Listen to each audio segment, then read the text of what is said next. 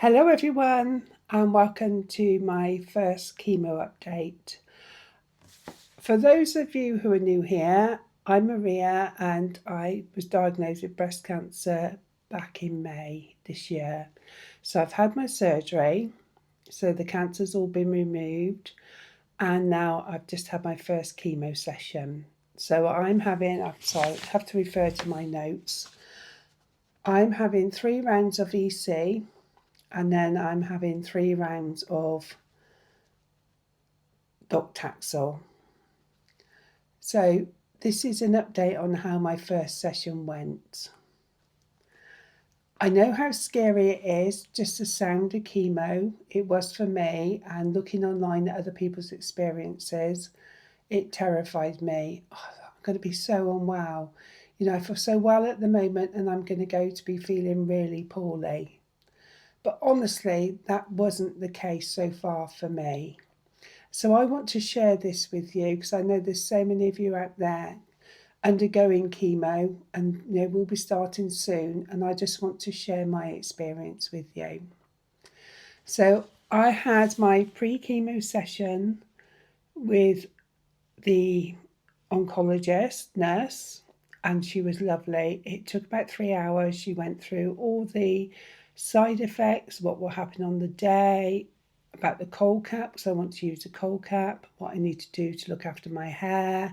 She went through everything. It was quite a long session, but she answered all the questions for me.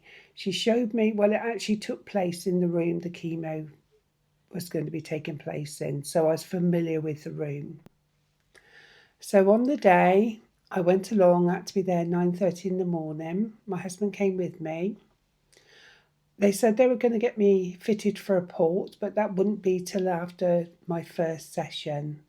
So this time it was going to be put directly into my vein. So we went into the room, had a cup of coffee, sat there all nice and comfy. He warmed my arm up, and then got everything inserted into my arm, ready to administrate the chemo. We then moved on to the cold cap because I want to try and save my hair, especially with EC. You do lose all your hair. So I want to try the cold cap, try and save some of my hair. It's different from person to person. There's no guarantees, but I wanted to try it to try and save some of my hair and see how I got on. So you have to look after your hair. You have to have water sprayed on it and put conditioner on it before they put the cold cap on. And it was 2 caps. So the first after we put the water and conditioner on, you put on the first cap, and then there's an outer cap that goes on and it attaches to a machine sat next to you. So then he puts the machine on and it is so cold. It's so cold. It's ice. It's ice. My head was frozen. My face ached, my jaw ached, and he said, bear with it, the first 15 minutes are the worst. And it was. After 15 minutes, I think your head goes numb. I think it acclimatises to it. So I'm sat there having the treatment done with this cap on. And then after the treatment was administered, I did start to feel very nauseous and had a headache and just unwell. And I really struggled to put words together. He was asking me questions and I said to my husband, you'll have to answer. I just can't string a sentence together. And so I sat there with my head in my hands, just holding my head still. I had a tray in front of me for the remainder of the session.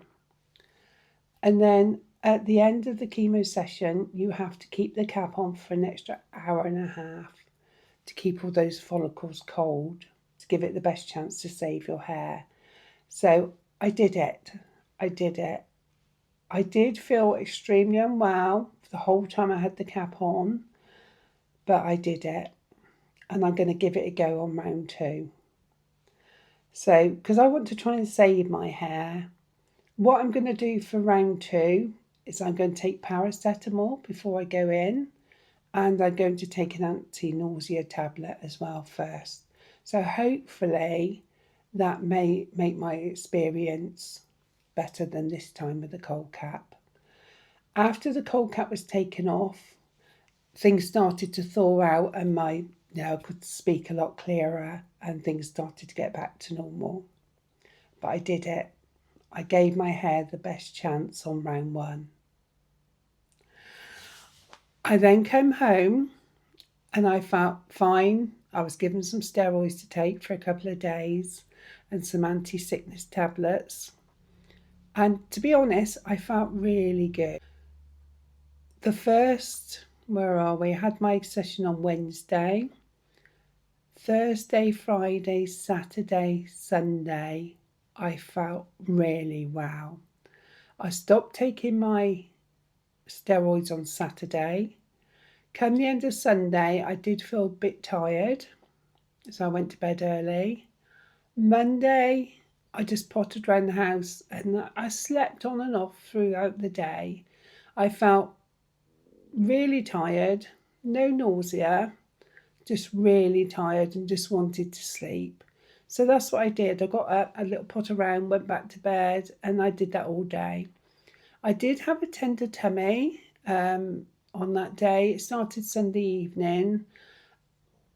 So what I'm finding now, I'm eating light food like they suggest. I'm just having soup and say a wholemeal roll or half a slice of wholemeal bread.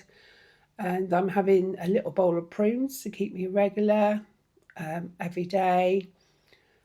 And today is Tuesday and I feel fine again. So I'm doing this video today. So I've had one day that I felt tired, had a slight tummy ache, and that's been it.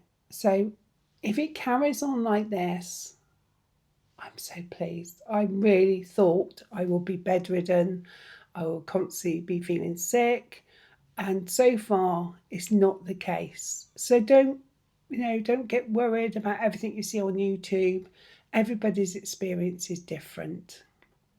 And as you can see, I'm sat here and I'm feeling really well again. Today is a good day. So I have another 2 weeks before my next chemo. So I have to have bloods taken before the next session as well. And they have invited me to go to Bath Hospital to have a port fitted. It makes it easier for them to administer the chemo, to do blood tests, everything. I have made the decision. At the moment, I'm not ready to undergo another minor operation.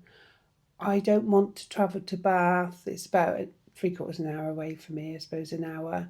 Have a procedure done under anaesthetic and then come home. So I spoke with my oncology nurse and said, I don't feel up to going having this done. What do you think? And she was so good. We'll give it a try. We'll put it straight into your arm again for the second chemo session and we'll take it as it comes. We'll give it a go. If it goes fine, all well and good. If not, then we can arrange for that to happen at a later date when you're ready. There was no pressure. So that was reassuring. It's my body and I wasn't feeling pressured into having something I didn't feel I was ready for. I think the ports are really good and I know a lot of people get on with them really well. It's just me. I wasn't ready to have another surgery, another procedure at the moment.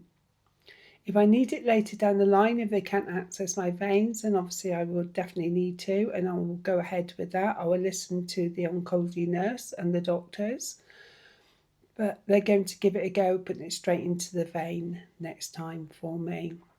The hospital that I go to don't do the PICC line. I know a lot of people have the PICC line fitted. That's like in your arm, you have, the little cannula things hanging and have it dressed and what have you, and they have to be flushed out. But they don't do that at the hospital I'm at. They only do the port. And as I say, at the moment I'd have to travel to Bath to have that done. So that's something that's not happening at the moment. Further down the line, I may have to if they have trouble accessing my veins, but I will update you. So this is just my first chemo session. One of the major factors of chemo is chemo brain, and I'm suffering with that big time. Trying to think of words, put sentences together can be quite difficult, I must admit. My head is in this big fog, and some days I can't think what I'm doing. I can't think of the words I'm looking for. So that's quite challenging, but it's a temporary thing. It's going to go after chemo. But yeah, the whole experience so far has been so much better than I thought it would be. I'm doing my best to try and keep as much hair as possible by using the cold cap. There's no guarantees with it. I don't know how much hair I'll save. I might end up losing it all, but I'm going to give it a go. So I'll give it a go next time. And before my next session, I'll probably lose some hair. It can come out in patches.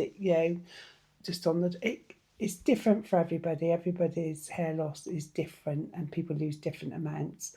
So I'll update you on my next chemo update to let you see my hair. At the moment, I haven't lost any, but I'm sure I will. But I'm expecting that, and I believe you lose your eyebrows, your eyelashes, your nose hair, your body hair. So it'd be nice not to have to shave my legs for a while anyway.